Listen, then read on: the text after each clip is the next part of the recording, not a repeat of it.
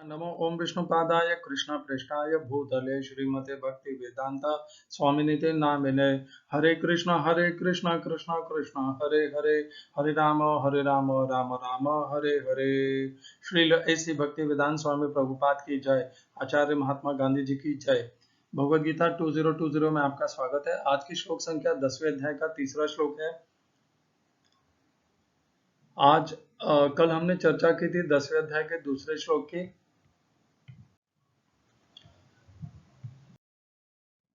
न मे विदुषुर्गणाः प्रभवं न महर्षयः अहम आदिर्हि देवानां महर्षीणां च सर्वशः।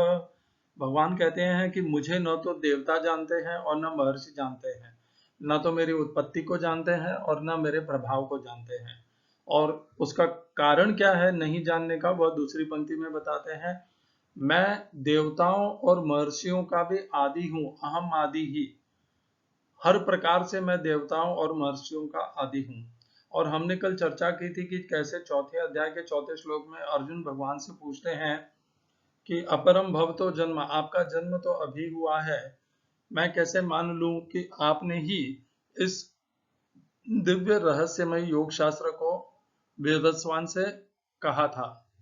और उत्तर में भगवान क्या कहते हैं? भगवान कहते हैं चौथे अध्याय के 5वें श्लोक में, बहूनि मे व्यतीतानि जन्मानि तव चार्जुन तान्यहं वेद सर्वाणि न त्वं वेत्थ परन्तप। भगवान कहते हैं मैंने और तुमने बहुत से जन्म पहले जिए हैं। बहूनि मे व्यतीतानि जन्मानि तव चार्जुन तान्यहं वेद सर्वाणि, उन सब को मैं जानता हूं, तुम नहीं जानते। तो भगवान ये बताना चाह रहे हैं कि ये उनकी भगवत शक्ति का प्रभाव है, उनका योग है, उनका ऐश्वर्य है कि वे तो पहले जो हुए वह भी जानते हैं, आज जो हो रहा है उसको भी जानते हैं और भविष्य में जो होने वाला है वह भी जानते हैं और सदैव जानते हैं। इसीलिए वे सच्चिदानंद हैं, उनके ज्ञान में कुछ भी कमी नहीं है। और हम कुछ भी नहीं जानते, ना तो हम पहले का जानते हैं न वर्तमान का सब कुछ जानते हैं। हम केवल उतना ही थोड़ा बहुत जानते हैं जो हमारे स्मृति में रह जाता है और हम जिसे अपने इंद्रियों से महसूस कर सकते हैं। सब कुछ तो हम आज जो वर्तमान में हो रहा है वह भी नहीं जान पाते, और भविष्य में क्या होने वाला है उसका तो कोई सवाल प्रश्न ही उत्पन्न नहीं होता। तो भगवान यही 7वें अध्याय के 26वें श्लोक में भी कहते हैं, वेदा हम समतीतानि वर्तमानानि चार्जुन तान्य हम वेद सर्वाणि न त्वं वेत्थ परन्तप। कि तुम नहीं जानते, मैं तो पहले जो हो चुके, आज जो हो रहे हैं और जो भविष्य में होने वाला है वह सब कुछ जानता हूं। यही भगवत्ता है, भगवत्ता का यही पहचान है।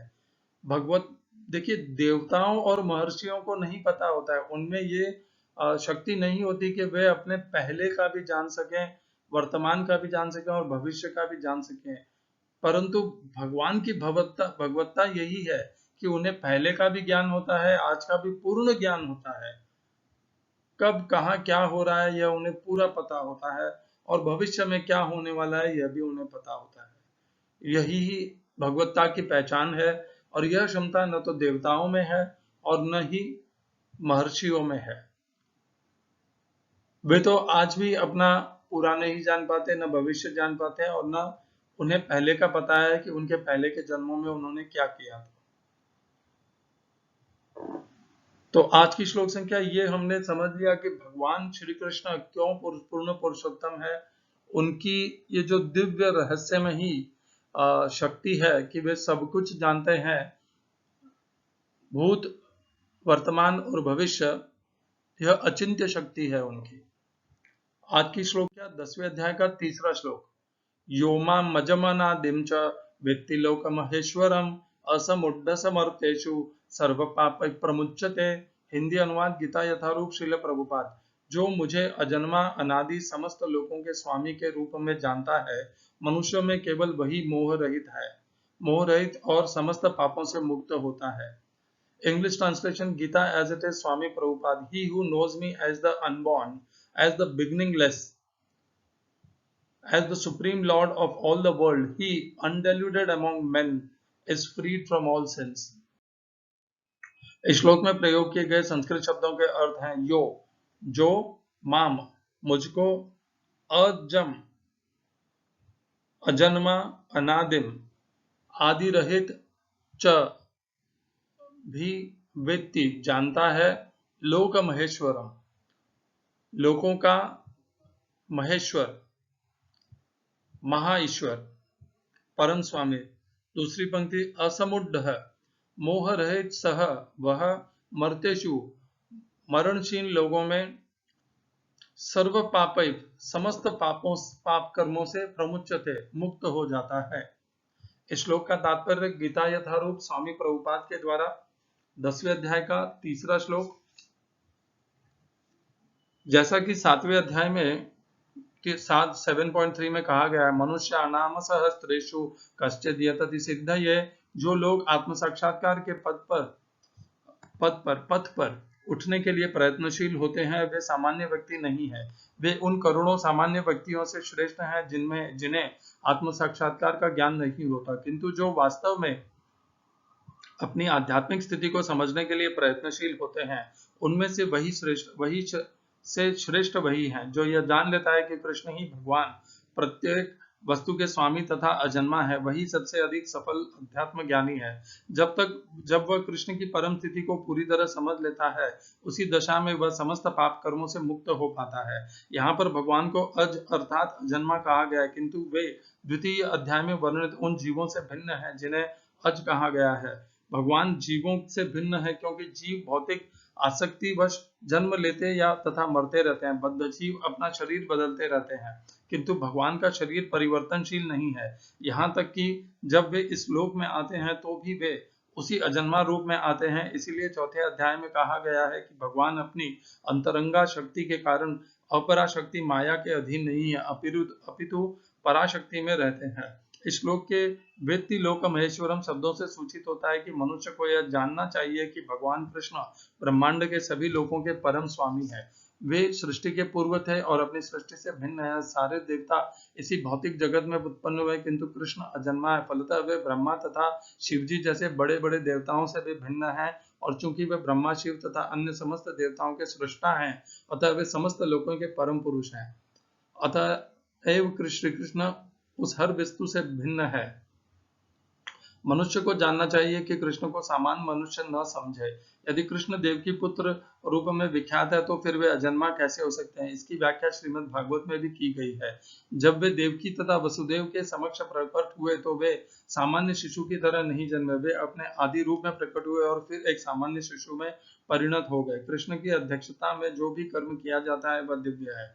वह शुभ या अशुभ फलों से दूषित नहीं होता। इस जगत में शुभ या अशुभ वस्तुओं का बोध बहुत कुछ मनोधर्म है, क्योंकि इस भौतिक जगत में कुछ भी शुभ नहीं है। प्रत्येक वस्तु अशुभ है।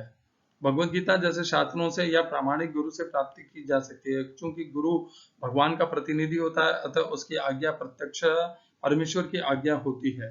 भगवद गीता के 6ठे अध्याय के प्रथम श्लोक से कहा गया है कि भगवान का आदेश मानकर कोई कर्तव्य करता है और जो अपने कर्मफलों की शरण ग्रहण नहीं करता, अनाश्रित कर्म फलम, वही असली सन्यासी है। जो भगवान के निर्देशानुसार कर्म करता है, वास्तव में सन्यासी तथा योगी वही है, केवल सन्यासी या छद्म योगी के वेश में रहने वाला व्यक्ति नहीं।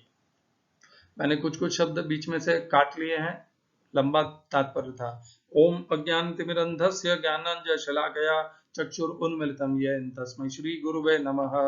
एकं शास्त्रं देवकी पुत्र गीतम् एको देवो देवकी पुत्र एव एको मंत्रस्तस्य नामानि यानि कर्मापेकं तस्य देवस्य सेवा। हरे कृष्णा। यो माम अजम अनादिम च वेत्ति लोकम महेश्वरम। पहली पंक्ति में भगवान ने अपने 3 गुणों का वर्णन किया है। पहला है अजन्मा।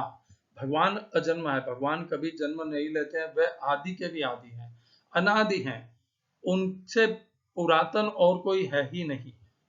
और तीसरा लोक महेश्वर है, वे समस्त लोकों के महान ईश्वर है। ये 3 भगवान की भगवत्ता के प्रतीक हैं।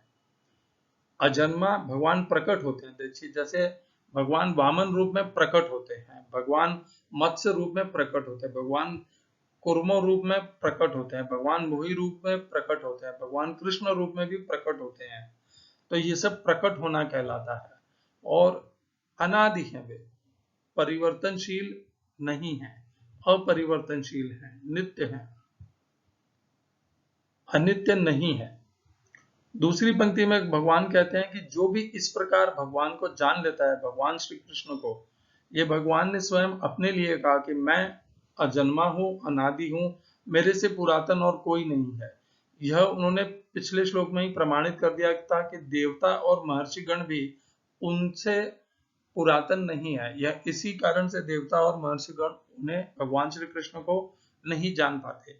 अब भगवान अपने भक्त को, अर्जुन को अपने विषय में बता रहे हैं।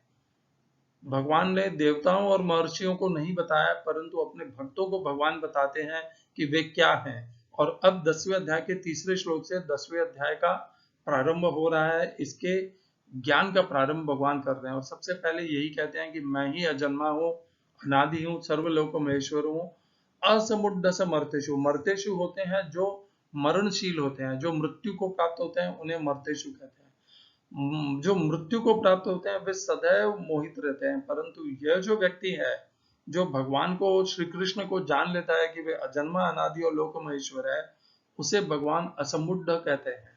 भगवान इस श्लोक से ये पता चलता है कि जो मृत्यु को प्राप्त हैं, वे सदैव मोहित ही रहते हैं और कोई कोई उनमें से असमुद्ध होता है। असमुद्ध से मर्तेषु सर्व पापे प्रमुच्यते, वह समस्त पापों से मुक्त हो जाता है। तो ये विचार आएगा कि कैसे कोई व्यक्ति केवल भगवान को इस प्रकार जानने से समस्त पापों से मुक्त हो जाता है। इसकी चर्चा हम सबसे अंत में करेंगे। पहले इस श्लोक से संबंधित जो श्लोक हैं, एक तो है, भगवान ने ये तो हमें पहले ही बता दिया था, चौथे अध्याय के 6ठे श्लोक में ही बता दिया था। भगवान ने कहा अजो अपि सन् अव्यात्मा भूतानामीश्वरो अपि सन् प्रकृतिं स्वामधिष्ठाय संभवाम्यात्ममायया। भगवान ने वहां पर भी अपने आप को अजन्मा और अनादि कहा था। अजो अपि सन् अव्यय आत्मा, अव्यय आत्माओं में अविनाशी हूं और अपनी प्रकृति को अधीन करके प्रकट होता हूं, ये भगवान ने वहां पर भी बता दिया था। इस श्लोक को हम जोड़ेंगे 9वें अध्याय के 11वें श्लोक में। वहां पर भी भगवान कहते हैं कि एक तो देखिए 10वें अध्याय के तीसरे श्लोक में भगवान ने बताया कि जो मनुष्य भगवान श्री कृष्ण को जन्मा, अनादि और लोक महेश्वर जानता है, उसका क्या परिणाम होता है। तो भगवान ने कहा योमा मजमनादिम च व्यक्ति लोक महेश्वरम असमुद्ध समर्तेषु, वह समस्त मृत्यु लोक के मरणशील प्राणियों में मोह रहित हो जाता है, अज्ञान रहित हो जाता है और समस्त पापों से मुक्त हो जाता है। ये परिणाम है भगवान को जानने का। और 9वें अध्याय के 11वें श्लोक में इसके विपरीत लिखा है भगवान ने कि जो भगवान को नहीं जानते उनका क्या होता है। अब जानन्ति मां मूढ़ाः मानुषीं तनुमाश्रितं परम भावम जानन्तः मम भूतमहेश्वरम् मोघाशा मोघ कर्माणः मोघ ज्ञाना विचेतसः राक्षसीं मासुरीं चैव प्रकृतिं मोहिनीं श्रिताः। तो भगवान ने कहा कि मैं जब मनुष्य के रूप में प्रकट होता हूं, तो मनुष्य के रूप को देख करके जो मूढ़ हैं, भगवान ने कहा समस्त जितने भी मर्तेशु हैं वे सब मूढ़ होते हैं। तो वे मूढ़ मर्तेशु भगवान को नहीं पहचान पाते, वे उन्हें मनुष्य के रूप में मनुष्य ही मान लेते हैं। परम भाव अजानता, वे उनके परम भाव को नहीं जान पाते कि वे ही इन समस्त भूत प्राणियों के महान ईश्वर हैं। और जब वे इस प्रकार नहीं जानते हैं तो 12वें श्लोक में भगवान कहते हैं फिर वो क्या करते हैं, मोगाशा मोग कर्माण, वे व्यर्थ के आशाएं करते हैं, जीवन भर व्यर्थ की आशाएं करते हुए उन्हीं के पीछे दौड़ते रहते हैं। मोग कर्माण, और आशाओं के कारण कर्म करते हुए दौड़ते रहते हैं। विचेतस, उनकी चेतना लुप्त रहती है, विक्षिप्त रहती है। राक्षसी मासुरी उनका स्वभाव रहता है। तो एक तो है भगवान को जो अजन्मा और अनादि और लोक महेश्वर जानता है, वो तो मोह रहित हो जाता है और वह समस्त पापों से छूट जाता है। और यदि कोई इस प्रकार भगवान श्री कृष्ण को नहीं जानता है, अजन्मा, अनादि और लोक महेश्वर, तो उसका क्या परिणाम होता है, वह 9वें अध्याय के 11वें और 12वें श्लोक में बताया कि वो व्यर्थ की आशाओं में जीवन भर जन्म से जन्म लगा रहता है, व्यर्थ के कर्म करता रहता है, सदैव मोहित रहता है मोगाशा मोग कर्माण, मोग ज्ञाना, उनका ज्ञान भी मूर्त व्यर्थ का होता है, और विचेत से, उनकी चेतना सदैव हरी हुई होती है। राक्षसी मासुरीम चैव प्रकृति मोहिनी कृता, वह भगवान की प्रकृति मोहिनी प्रकृति के अधीन रहता है और राक्षसी और आसुरी स्वभाव को धारण किए रहता है। ये है भिन्न भिन्न दो मार्ग, एक भगवान श्री कृष्ण को जानने से और एक नहीं जानने से। यदि आपने भगवत गीता का अध्ययन किया और उसके पश्चात भी आप भगवान श्री कृष्ण को नहीं जान पाए, तो आपके ऊपर कौन सा श्लोक लागू होगा? आपने भगवत गीता अध्ययन कर लिया तो क्या आपके ऊपर 10वें अध्याय का 3रा श्लोक लागू होगा? नहीं। तो क्या आपके ऊपर 9वें अध्याय का 11वां या 12वां श्लोक लागू होगा? वो भी नहीं लागू होगा, क्योंकि भगवत गीता तो अध्ययन की है ना। तो भगवान उसके लिए कहते हैं कि धीरे धीरे वह भी उन्नत हो जाएगा। क्षिप्रम भवति धर्मात्मा शश्वत शांतिम निगच्छति, कौन्तेय प्रतिजानी ही न में भक्त प्रणश्यति। आज वो भगवान को नहीं मानते हैं, अजन्मा अनादि लोक महेश्वर, फिर भी उन्होंने भगवत गीता का अध्ययन किया है, उनका वह प्रयास, उनकी वह प्रगति व्यर्थ नहीं जाएगी। भगवान उन्हें शरण देंगे, उन पर कृपा करेंगे, दया करेंगे, और धीरे धीरे वह भगवान श्री कृष्ण की शरण को धारण करके भक्ति के मार्ग में, कर्मयोग के मार्ग में, ज्ञान योग के मार्ग से प्रगति करते हुए भगवान के नित्य धाम को प्राप्त हो जाएंगे। जन्म जन्म का अंतर लगेगा, क्योंकि अभी वे भगवान श्री कृष्ण को नहीं मानते, परंतु भगवत गीता का अध्ययन करते हैं। पाखंडी भी कह सकते हैं हम उन्हें, वे प्रारंभ में पाखंडी रहेंगे, क्योंकि वे भगवत गीता का अध्ययन तो करते हैं, भगवत गीता का प्रचार भी करते हैं, पर उसमें से कृष्ण को हटाकर, कृष्ण को छोड़ करके भगवत गीता का अध्ययन और प्रचार करते हैं। तो हम पाखंडी भी कह सकते हैं, परंतु भगवान तो दयालु हैं, वे ऐसे पाखंडियों को भी प्रगति का अवसर देते हैं कि वे भगवान को पहचान सके, जान सके और अपनी प्रगति करके भगवान के परम धाम को प्राप्त कर सके। तो हमने दो भिन्न भिन्न अवस्थाएं देखी।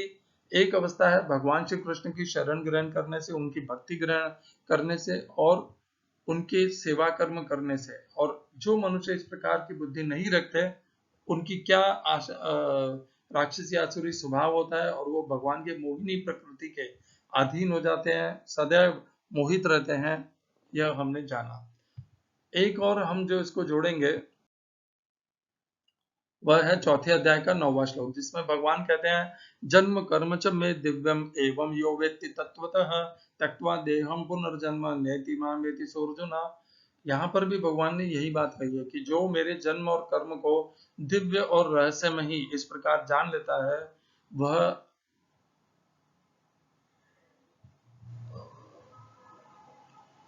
क्षमा करेगा, वह अपने देह को त्याग करके पुनः जन्म नहीं लेता, वह भगवान श्री कृष्ण को प्राप्त हो जाता है। और यही भगवान ने वहां पर भी कहा, जन्म और कर्म, जन्म अजन्मा का जन्म होता ही नहीं है। तो भगवान के जन्म को जानना अर्थात भगवान के अजन्मा स्वरूप को जानना। कर्म, भगवान योमाम अजम अनादिम, भगवान के जन्म अर्थात भगवान के अजन्मा और अनादि स्वरूप को जानना होता है। और भगवान के कर्मों को जो मनुष्य अनुसरण कर लेता है, वह समस्त इस शरीर को त्याग करके पुनः जन्म नहीं लेता, वह भगवान के परम धाम को प्राप्त हो जाता है, भगवान को प्राप्त हो जाता है। और यही भगवान वहां पर भी कहते हैं 10वें अध्याय के 3रे श्लोक में, यो माम अजम अनादिम च वेत्ति लोक महेश्वरम असमुद्ध समर्थेषु सर्व पापै प्रमुच्यते। वह समस्त पापों से मुक्त हो जाता है, और जब मनुष्य पापों से मुक्त हो जाता है तो वह भगवान के परम धाम को प्राप्त हो जाता है, स्वयं भगवान को प्राप्त हो जाता है। तो देखिए, भगवान ने बताया अजन्मा, अपने अजन्मा और अनादि स्वरूप के विषय में जानने का परिणाम। तो अब हम ये सोच रहे होंगे कि क्या भगवान को इस प्रकार जान लेने से, जानते तो हम सभी हैं, तो क्या इतना सा जान ले से हम समस्त पापों से मुक्त हो जाएंगे? ये जानना वो जानना नहीं है। आप देखिए, जो महाराज हैं, जो आचार्य हैं, जो गुरुवर हैं, वे इतनी दृढ़ता से भगवान को मानते हैं, उन्हें वे भगवान को अजन्मा, अनादि और लोक महेश्वर मान के अपना सर्वस्व, अपनी समस्त जीवन, अपना समस्त सब कुछ भगवान श्री कृष्ण को समर्पित कर देते हैं। इस प्रकार का जब समर्पण होता है, इस प्रकार का जब भगवान के प्रति भाव होता है, तभी वह व्यक्ति समस्त पापों से मुक्त हो पाता है। नहीं तो पाप की जो पूंछ है वो उसके साथ चिपकी हुई रहती है, लगी हुई रहती है। तो कहने का भाव यह है कि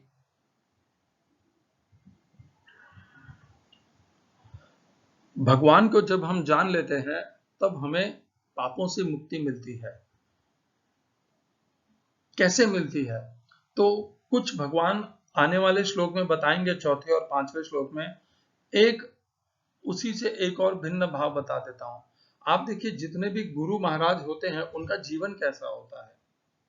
वे केवल और केवल भगवान श्री कृष्ण की भक्ति करते हैं, उनके शरण में रहते हैं, उनके ऊपर आश्रित रहते हैं, कामनाओं से रहित रहते हैं। उनकी एक ही कामना होती है, भगवान श्री कृष्ण की सेवा करना।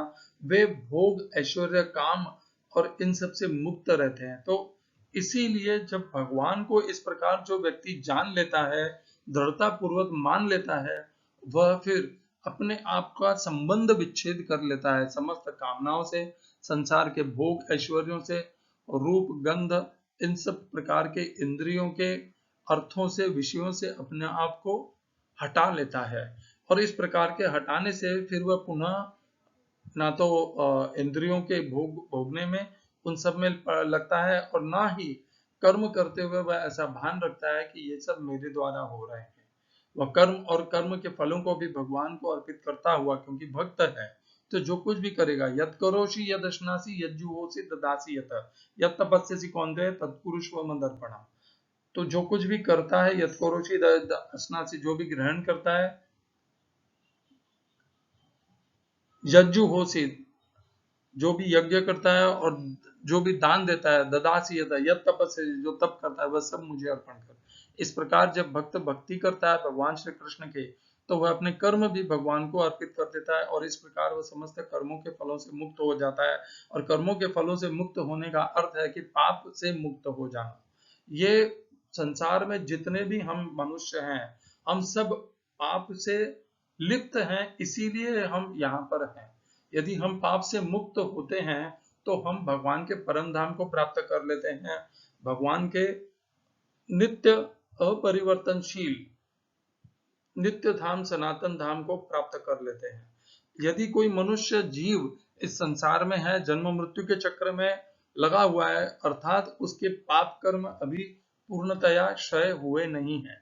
हम सब किसी न किसी अनुपात में पापी हैं, और इसीलिए हम इस मृत्यु लोक में, जो दुखालय में शाश्वतम है, हम इसमें हैं यहाँ पर। तो कहने का भाव ये है, और इससे मुक्त होने का भगवान ने एक साधन बताया है। यदि हमें पापों से मुक्त होना है तो हमें क्या करना पड़ेगा, ये नहीं बताया भगवान ने कि हमें जा करके गुफाओं में बैठना है, गेरुआ वस्त्र धारण करना है, समस्त कर्मों को त्याग देना है, अग्नि को त्याग देना है, वस्त्र को त्याग देना है, या भोजन अन्न को त्याग देना। ऐसा नहीं कहा है भगवान ने। भगवान ने कहा है, बड़ा सरल कहा है यहाँ पर। भगवान ने कहा है कि अपने मन में, बुद्धि में इस बात को स्थिर और दृढ़ता पूर्वक बसा लेना है कि भगवान श्री कृष्ण अजन्मा, अनादि, लोक महेश्वर हैं। बिना कोई किंतु परंतु के, और दृढ़ता पूर्वक, श्रद्धा पूर्वक इस बात को स्वीकार करना है। जो भगवान के भक्त हैं वे धीरे धीरे पाप के कर्मों से मुक्त होने लग जाते हैं, और ये जो क्षमता है ये भगवान में ही है। वे अपने भक्तों के पाप कर्मों से, पापों से उनको मुक्त कर देते हैं। सर्वधर्मान् परित्यज्य मामेकं शरणं व्रज अहं त्वा सर्व पापेभ्यो मोक्षयिष्यामि मा शुचः। तो भगवान श्री कृष्ण वह सामर्थ्य रखते हैं, वह शक्ति और योग्यता रखते हैं कि वे अपने भक्तों को समस्त पापों से मुक्त कर सकते हैं। और जब कोई भगवान को इस प्रकार अजन्मा, अनादि और लोक महेश्वर मानता है, तो वह भगवान का भक्त होता ही है, और भगवान भी उसकी पूरी पूरी उससे प्रेम करते हैं, और उसे शरण देते हैं, उसे आश्रय देते हैं, उसके ऊपर अपनी कृपा बरसाते हैं, और सदैव उसका संरक्षण करते हैं।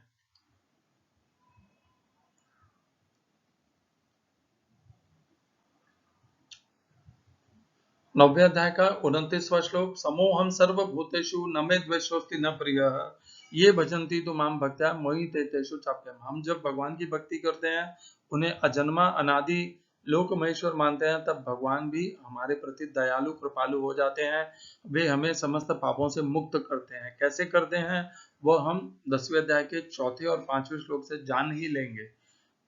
एक, भगवान की कृपा, और दूसरा, कृपा के कारण हमारे बर्ताव में, हमारे व्यवहार में जो परिवर्तन आता है, हम समस्त कामनाओं से मुक्त हो जाते हैं। हम कामनाओं को, मन बुद्धि को नियंत्रित करने की क्षमता प्राप्त कर लेते हैं।